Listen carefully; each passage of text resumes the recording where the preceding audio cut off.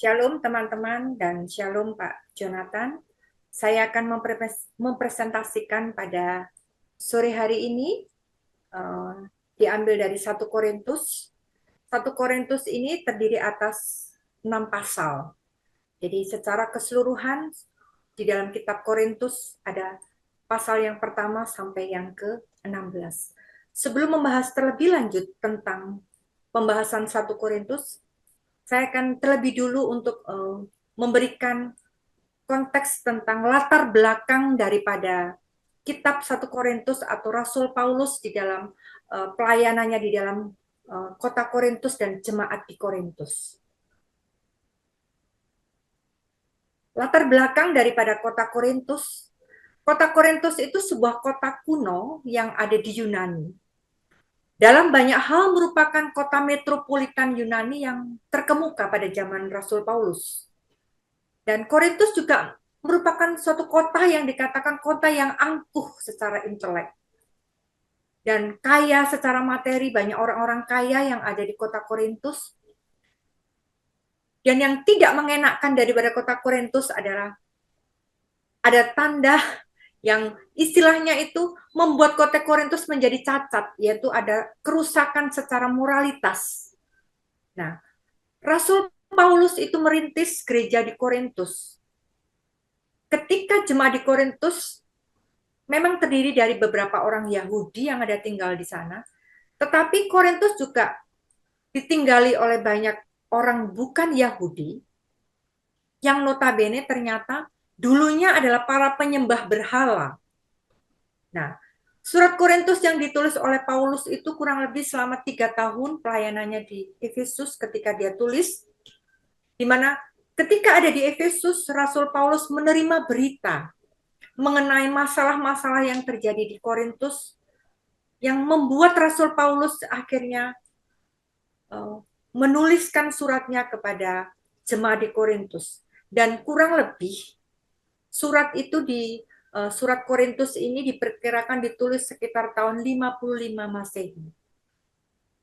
Ini merupakan sedikit latar belakang tentang kota Korintus, jemaat Korintus, dan kondisi pada waktu itu ketika zaman Rasul Paulus pelayanannya di seputar kota Korintus. Untuk kita bisa lihat bagaimana kondisi kota Korintus pada saat ini, ataupun mungkin kita melihat bagaimana sih kota Korintus itu sampai menjadi kota metropolitan pada waktu itu. Nah, ini kota Korintus saat ini peninggalan kota Korintus yang notabene dulunya adalah kota metropolis, kota yang sangat terkenal, kota yang mungkin seperti kota metropolitan saat ini. Nah, ini puing-puing peninggalannya masih ada dan bisa dilihat sampai saat ini dengan kondisi yang seperti ini. Mungkin kalau saat ini kita lihat kota metropolitan itu ya semacam Surabaya, mungkin bisa jadi semacam kota Jakarta.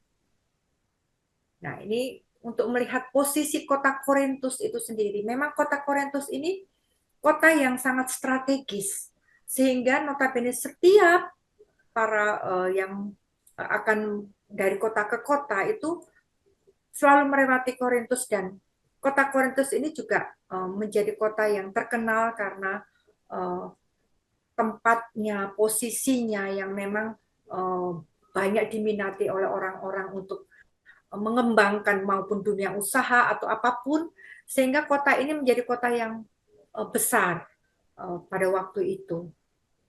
Nah, di dalam kitab Korintus sendiri ketika kita melihat dari pasal yang pertama sampai ke-15, kalau kita bisa bahas secara keseluruhan daripada kitab Korintus itu bisa terbagi atas 5 tema besar yang kita bisa ambil dan kita pelajari daripada kitab 1 Korintus.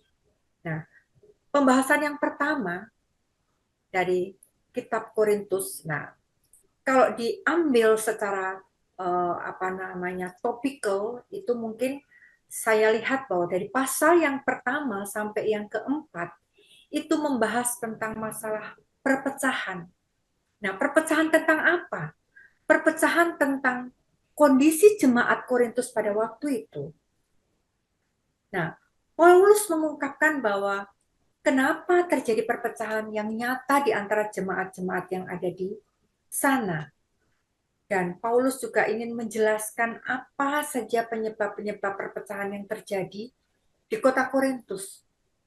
Paulus menunjukkan bahwa ada pemahaman yang benar akan pesan dan pelayanan yang dilakukan oleh Rasul Paulus yang akan membantu menyelesaikan perpecahan yang terjadi di jemaat Korintus.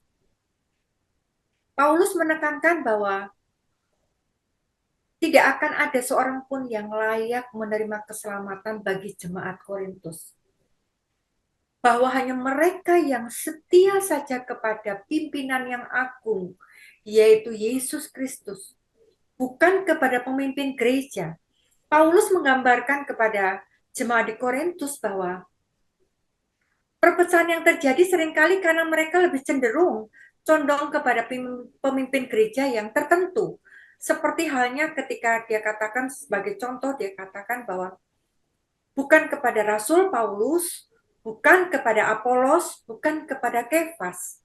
Tetapi Paulus menekankan, hendaklah setialah kepada satu pemimpin yang agung, yaitu Kristus. Paulus juga menjelaskan bahwa iman Kristen bukanlah hasil dari suatu kecerdikan manusia atau retorika saja. Tetapi iman Kristen itu berasal dari kuasa Roh Kudus. Itu yang dijelaskan oleh Rasul Paulus kepada jemaat di Korintus. Ia menginginkan bahwa, memastikan bahwa iman orang percaya itu tidak tergantung pada hikmat manusia, tetapi pada kuasa Allah. Nah, hal-hal seperti ini diberikan kepada Rasul Paulus untuk memberikan penjelasan, untuk memberikan pemahaman yang benar kepada jemaat yang di Korintus yang waktu itu. Dia lihat jemaat yang ada di Korintus mulai ada perpecahan, mulai ada istilahnya itu blok-blokan, cenderung kepada si A, si B, si C. Nah, ini yang menimbulkan perpecahan dan ini membuat Rasul Paulus merasa menyayangkan karena jemaat yang dibangun oleh Rasul Paulus harusnya merupakan jemaat yang kuat, tetapi kenyataannya banyak terjadi perpecahan. Oleh karena itu Rasul Paulus memberikan suatu pemahaman, memberikan suatu teguran kepada jemaat yang ada di sana. Pembahasan yang kedua, kalau kita lihat dari runtutan daripada kitab 1 Korintus, dari pasal yang kelima sampai yang ketujuh, itu membahas tentang hidup bebas yang tidak berkenan. Nah, hidup bebas yang tidak berkenan di sini memang banyak dikaitkan dengan konteks pernikahan, konteks perceraian, lalu konteks hidup bebas, seksualitas bebas yang banyak terjadi di kota metropolitan ini. Di pasal yang kelima, gereja Korintus ini penuh dengan kesombongan. Mereka tidak peduli terhadap kebutuhan orang. Mereka cenderung memiliki rasa egois yang besar di dalam diri mereka. Bahkan yang membuat Rasul Paulus juga cukup geram kepada jemaat di Korintus itu karena ada satu masalah yang muncul, yaitu seorang anggota gereja yang terlibat dengan hubungan sedarah dengan ibu tirinya. Ini Paulus mengungkapkan tentang dosa percabulan yang dipaparkan mulai pasal 5 hingga pasal yang ke-7. Banyak hal terkait dengan perkawinan, percabulan, dan dosa seks yang ada di dalam jemaat-jemaat di Korintus pada waktu itu. Selanjutnya Paulus membahas tentang masalah kebebasan dan hukum perjanjian lama di dalam hubungan seksual. Dia juga berbicara tentang bagaimana batasan-batasan di dalam kebebasan, serta menekankan bahwa kebebasan itu harus disertai dengan kasih terhadap sesama dan terhadap diri sendiri.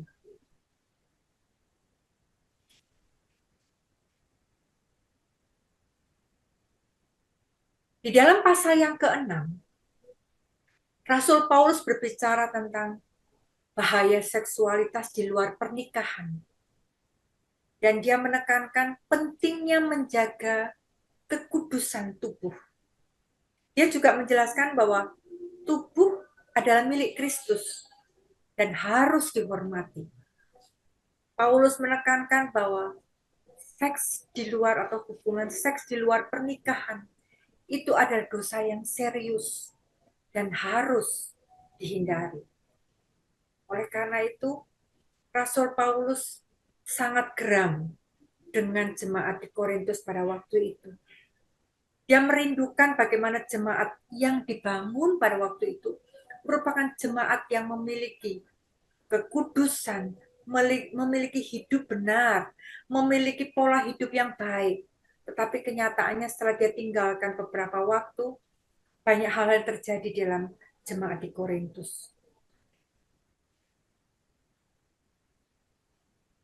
Di pasal yang ke-8 sampai yang ke-10, ini pembahasan yang ketiga.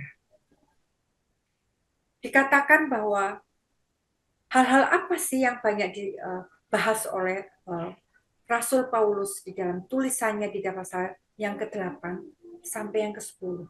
Di sini tentang makanan, lalu tentang uh, hak dan kewajiban seorang rasul, juga sebagai contoh yaitu kehidupan bangsa Israel.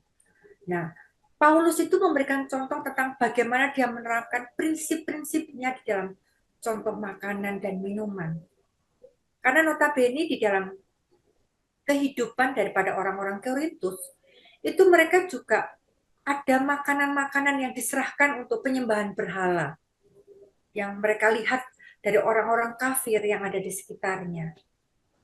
Memang kalau kita lihat daripada latar belakang daripada orang-orang di Korintus, itu dulunya mereka rata-rata adalah para penyembah berhala. Sehingga itu yang membuat kehidupan daripada jemaat Korintus banyak juga jatuh bangun di dalam kehidupan yang seperti ini. Dia mengajarkan, Rasul Paulus mengajarkan agar orang yang berpengetahuan itu tidak menggunakan kebebasannya dengan congkak dan mengabaikan orang-orang yang lemah. Karena ketika kehidupan di dalam jemaat, Rasul Paulus juga mendasarinya dengan kasih. Sehingga diambil contoh dari pelayanannya sendiri ketika menuliskan suratnya di dalam jemaat di Korintus pada waktu itu. Bagaimana dia sebagai seorang rasul harusnya di dalam gereja, kehidupan gereja, dia mendapatkan hak-haknya secara materi. Tetapi Rasul Paulus mengambil contoh dengan dirinya sendiri. Dia tidak menuntut hal itu. Itu dia kasih contoh bahwa harusnya setiap orang itu mengabaikan, jangan mengabaikan orang-orang yang lemah. Tapi biarlah apa yang prinsip-prinsip di dalam kehidupan berjemaat itu haruslah dilakukan oleh jemaat di Korintus pada waktu itu. Nah, di pasal yang ke-9, tadi saya sudah singgung sedikit, Paulus membela dirinya karena dia menolak untuk mendapatkan dukungan materi dari gereja, yang sekalipun dia berhak untuk mendapatkan karena dia seorang rasul, dia seorang pendiri gereja, dia seorang pendiri jemaat di Korintus. Nah, pengabdiannya kepada gereja dikatakan merupakan contoh yang positif bagi orang-orang yang berpengetahuan luas untuk memperhatikan hak-hak mereka. Ini Rasul Paulus memberikan contoh dari dirinya sendiri supaya jemaat Korintus itu bisa terbuka, bisa mengerti untuk bagaimana sih memperhatikan orang-orang yang lemah, hidup di dalam kasih, di dalam berjemaat.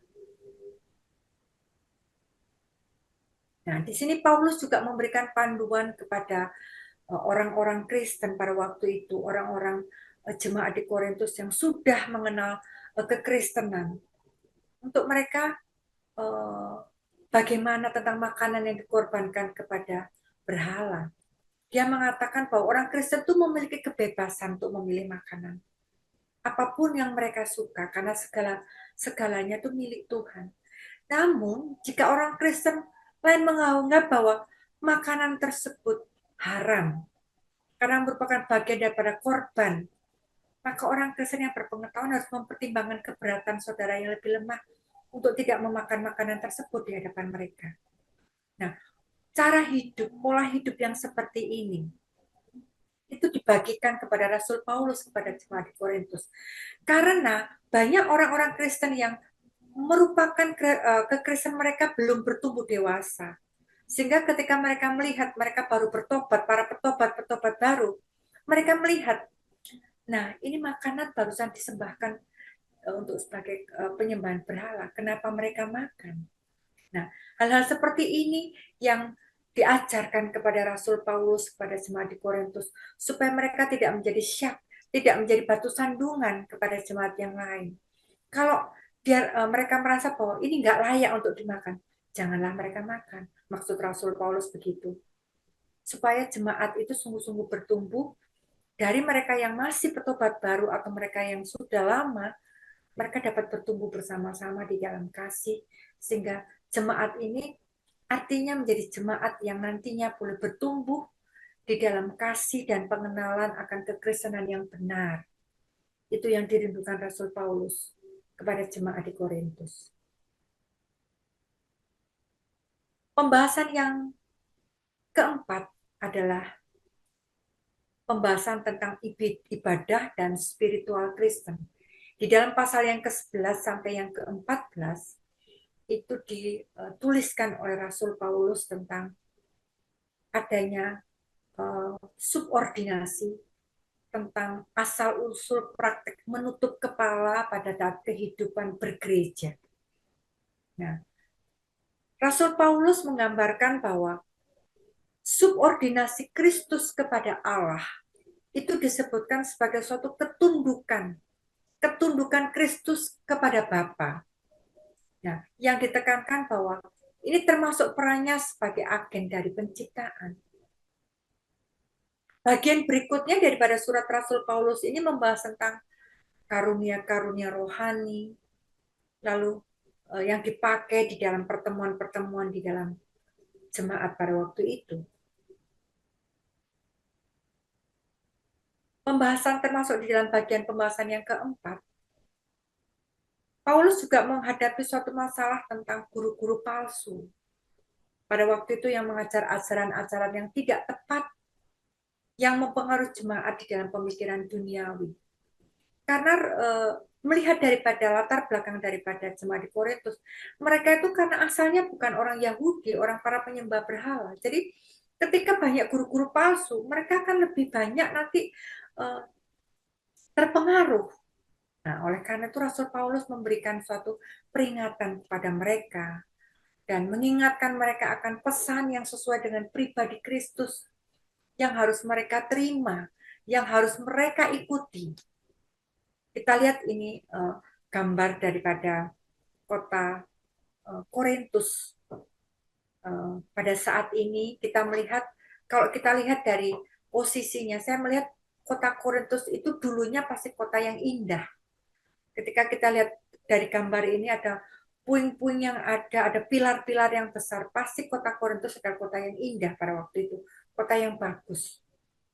Nah ini Rasul Paulus itu memberikan suatu peringatan kepada jemaat di sana untuk mereka tetap melihat bahwa ajaran yang benar adalah ajaran yang sesuai dengan ajaran Kristus yang harus mereka ikuti.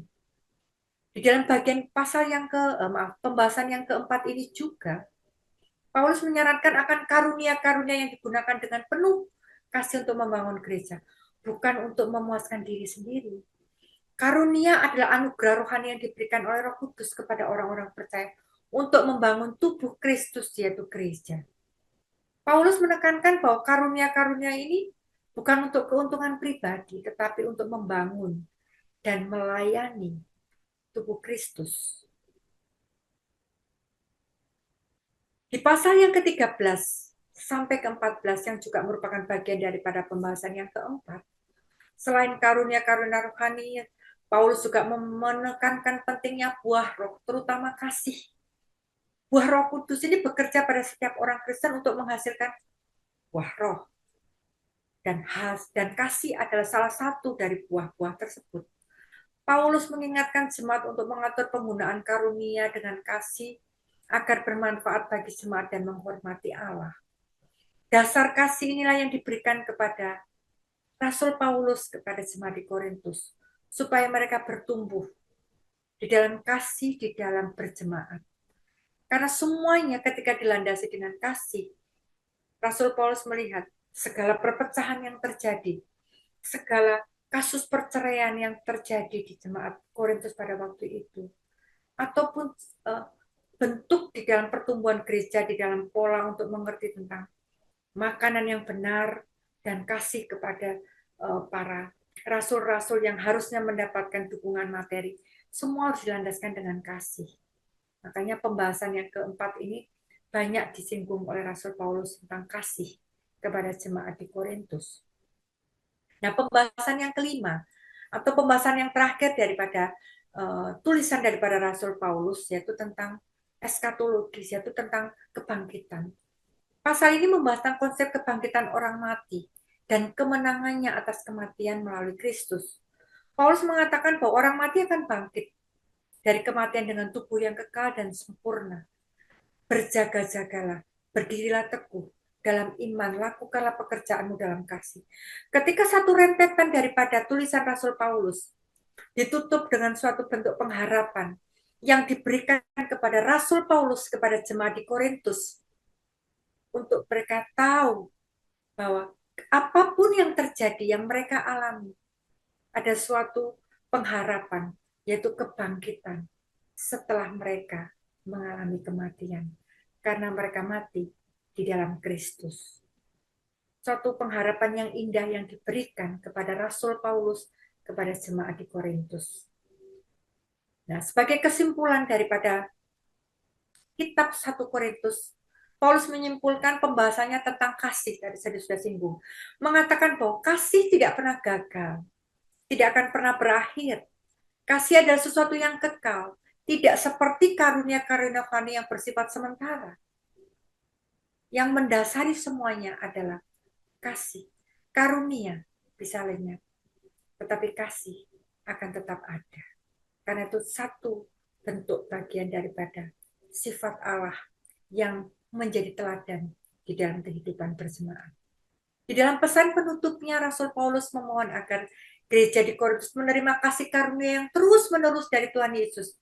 Dia meyakinkan mereka tentang cintanya yang tulus meskipun tidak berbalas, menganggap mereka sebagai anak-anaknya di dalam Kristus Yesus. Ini pesan daripada Rasul Paulus di dalam menutup suratnya kepada jemaat di Korintus pada waktu itu. Demikian presentasi saya. Biarlah presentasi ini boleh memberkati kita semuanya. Tuhan Yesus memberkati. Amin.